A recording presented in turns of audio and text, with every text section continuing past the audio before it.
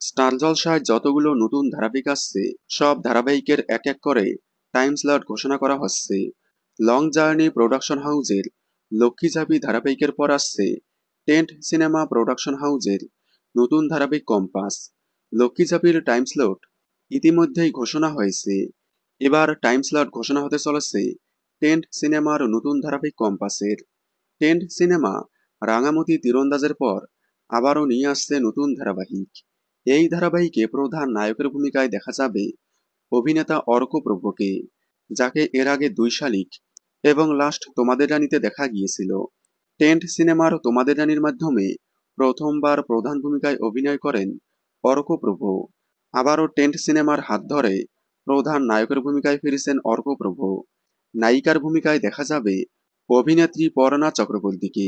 এছাড়াও second lead ভূমিকায় দেখা যাবে রাহুল গাঙ্গুলি, একতা গাঙ্গুলি এবং অন্বেষা চক্রবর্তীকে। ধারাবাহিকটির ছোট্ট একটি প্রোমো কয়েকদিন আগে আসলেও এখনো টাইম স্লট ঘোষণা হয়নি।